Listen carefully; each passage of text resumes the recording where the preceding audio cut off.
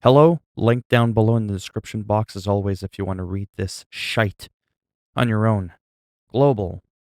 Addressed an issue with uneven map distribution and non-map voting playlists. Modes, endurance 40 players. New. A new high player count mode available on Sanatorium, Ruka, and Alpine. After one bomb detonates, a new one comes online to take its place. So 5 bombs are always available instead of the initial set that gets reduced to a single bomb before the next wave. Score limit is doubled from 500 to 1,000. Prop Hunt. Added new maps to Prop Hunt Rotation, Express, Raid Crossroads Strike, Armada Strike. Gunfight. Added Nuketown 84 to Gunfight Map Rotation, 2v2 and 3v3 Gunfight now available in custom games. Hard Point. Make sure it's not Soft Point. Updated Hardpoint owned score event to increase in score the longer a player controls the hard point. This score modifier will reset upon going soft. Upon leaving the hard point. I had to. Reduce the hard point secured score event from 50 to 25. Drop kick, which is what you'll get if you give this video a thumbs down. Reduce how late players can join a match in progress. Well, if they got drop kicked, they might be a little bit late, just saying. I do kick pretty hard. Control additional defender spawn points added and logic updated for the B capture point on raid. CDL custom game modes increase player count to allow for 2 spectators in CDL hardpoint, CDL search and destroy, and CDL control. Featured playlists Express 24/7 is new. Endurance FTDB Element OP 40 players is new. Gunfight blueprints including Nuketown 84. Prop Hunt 4 maps added to the rotation, 3v3 gunfights, snipers only, face-off 3v3, Nuketown 24/7, which is where I spend all of my time. And I have a blast. Weapons, launchers, increase the minimum damage for the 2 launcher class weapons. Equipment, addressed an issue where players inside smoke from a smoke grenade would gain aim assist against players outside of the smoke. Decreased hipfire accuracy when priming a grenade while sprinting. Yeah, I could see that. Music player. Original Treyarch music unlocked via war tracks can now be played in the music player in the barracks, including Pentagon, Rooftops, 115, and Damned. Zombies. Maps. Firebase Z. New. A new Firebase Z map now available via endless and round 20 playlists for all players. Die Machine. Players can now complete the full Omega Intel collection in Die Machine. Addressed an issue on Die Machine that rarely positioned players outside of the map when teleporting from the Dark Ether. Express Onslaught for PS4, PS5. Express now available in Onslaught on the PlayStation. Featured playlists Firebase C Endless new, Firebase Z Round 20 new, Dead Ops Arcade Solo Advanced Start is new, and Onslaught Express new for PS4, PS5. Perks. Tombstone Soda is new, and it's now available in Firebase Z and via Der Wunderfizz Rannstein Wichser in Die's Machine. I need to go back to bed. I'm too hyper. That made no sense, but it did to me. Quick Revive addressed an issue that prevented Quick Revive from reducing the time it takes to regenerate to full health. Support Napalm Strike is new and now available as support in Zombies. Same with Artillery. Now has support in Zombies and Self-Revive. The Self-Revive will now only drop if a player in the game can equip it. Cap the maximum amount of Self-Revives that can drop in a game to the total number of players in the game. Sentry Turret addressed an issue that allowed duplicating the Sentry Turret support system. Weapons.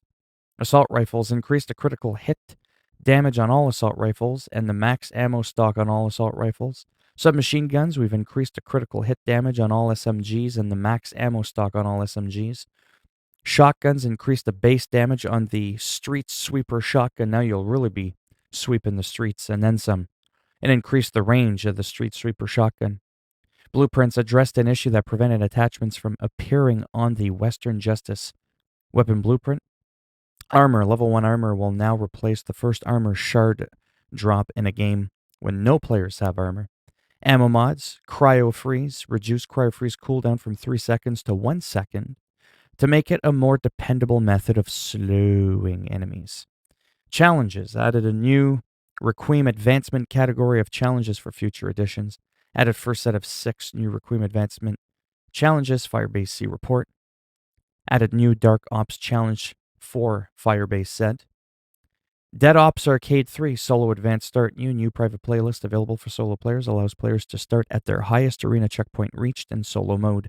No stats or challenges are recorded, but achievements can be completed, included reunited with Fidolina. Don't ask me what that was. Gameplay added a new pickup item, Divine Shield Potion, grants players Divine Shield buff that allows players to absorb 1 damage event. 30-minute expiration added new key spawn locations added to the high road tunnel route. Added a 1.5 second damage shield on player while in first person when damage occurs. Made slight adjustments to multiplayer progression, auto life donation. Now begins automatically after round 64. The player with the highest lives to spare will now donate to down teammates with a cooldown of 120 seconds. Addressed an issue where the player's shields was active even though effect was not visible. Addressed an issue that prevented extra lives from being awarded. Had expected score thresholds or various gameplay bug fixes related to fated chicken disappearance, control bindings when exiting vehicles, unwanted deaths associated with traps, invisible electrical poles, ooh, nasty, missile turrets killing players, etc. Enemies and friendly AI greatly reduced the spider melee range. Removed skeleton boss from arena spawning, removed demons from arena spawning, or the Megatron melee distance has been reduced. Reduced the Megatron arena spawn rate after round 64. Reduced the Megaton. Did I say Megatron? Isn't that like Transformers? Anyways, reduced the Megaton health in the arena. Orb weapon is no longer a one-hit kill in arena with the Megaton orb. After round 64, enemy target selection behavior is now weighed entirely towards proximity. Increased friendly skeleton horde health, enemy quantity, time duration, and weapon damage. Addressed an issue where melee damage caused by a friendly skeleton guardian was not registering against enemies. Addressed an issue where zombies could speed up while under the clock time slowdown effect, or an issue where explosive damage versus spider/meatball enemies did not register correctly. You lost me at meatball with the sauce. Okay. Addressed an issue where spider enemies would not show up on the radar, and an issue that allowed the gladiator marauder enemy to melee kill the player when it wasn't facing the appropriate direction, or an issue where the Margwa was not dropping loot when killed. Fates. Here we go. Divine Chalice fated players now earn extra life 37.5% faster than standard players at every 125,000 points. Divine Chalice fated users now respawn with temporary vitality buff. Divine Shield fated players now respawn with Divine Shield buff. And after round 64, when a Divine Shield fated player picks up a nuke drop, all players will now be granted a nuke. That's what we want. Friendship fated player chickens now last 25% longer, and the golden chicken associated with Friendship Fate now periodically produces eggs in the arena. I could always use a nice bacon omelet.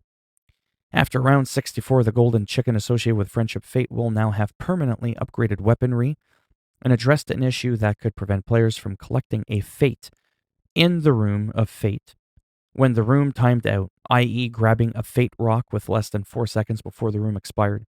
Visuals added lighting in the room of fate above fate rock pedestals. 5 and 6 addressed an issue with various particle effects having visibility issues and an issue that could prevent the player's selected character skins from showing up correctly. Weapons addressed an issue with the shotgun pickup that could cause it to initially begin firing slowly before speeding up. Stability added various crash fixes in general, added various exploit fixes, added new camera modes extra high, and an issue where the player was not able to use the flashlight in first person, or an issue with some collision in the water temple arena, or an issue in split screen mode where players would enter the wild in shared viewpoint mode, onslaught for PS4, PS5. Playlist now available on PlayStation, spaced out, special enemy spawns. I feel spaced out right now. Added additional enemies to the mode from Firebase Z. Stability.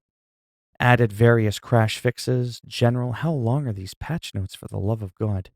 Party leader is no longer required to have Dead Ops Arcade 3 installed for their party to join for other zombies game modes. addressed an issue that caused zombies to maintain a slowdown debuff forever if it ended while they were mantling. I don't know what they were mantling, but okay. From Beanox PC, stability added various crash fixes and a crash that could occur when watching a replay in theater, or a crash that could prevent the game from starting under certain conditions on Windows 7. Get with the times. Windows 7 is some old shit. General addressed an issue that could result in loss of keyboard mouse functionality when opening and closing the Windows key plus G capture menu. Okay. Addressed an issue where players could get stuck in the pause menu under certain circumstances during a game. In addition to the patch notes, Treyarch has announced that Black Ops Cold War League play is set to start on February the 8th. Ready up for League play on the 8th. And as the CDL 2021 season gets closer to the kickoff, we're putting the finishing touches on our newest iteration of League play scheduled to launch on February the 8th. Built on the foundations of Black Ops 4's popular ladder system, Black Ops Cold War's League play will offer even more ranks for competitive fans to climb during intense League play events. Finally, Double XP weekend starts on February the 5th as well. Double XP kicks off on Warzone as well, and Cold War. 10 a.m. Pacific Friday, February the 5th, and lasts until 10 a.m. Pacific Monday, February the 8th, to get everyone leveling up twice as fast. Hell, just have it permanent. Whether you're frying on Express or slaying an Outpost 25, we got you covered. Well, not me, but I'm just reading their patch notes. Sometimes I have people message me, do you know when you're going to fix this glitch? Why is it that you released the game in such a state? I'm like, bitch, do I look like one of the developers? I got a YouTube channel with barely like 10,000 subscribers. It's like, I'm just covering the news here.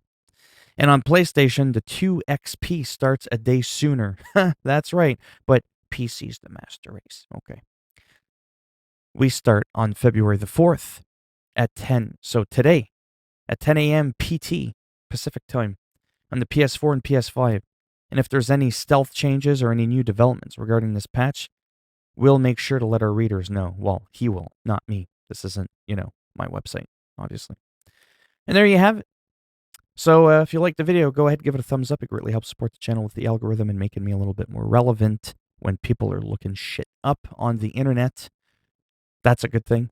If you didn't like the video, I'll make sure that ladder that you're going to be climbing is going to be ice cold. And you're going to get like frostbite on your hands. It's going to hurt. You're going to cramp. You're going to fall down the ladder. I'm just going to shut up now. Hopefully, I'll see some of you in the next video. Bye for now.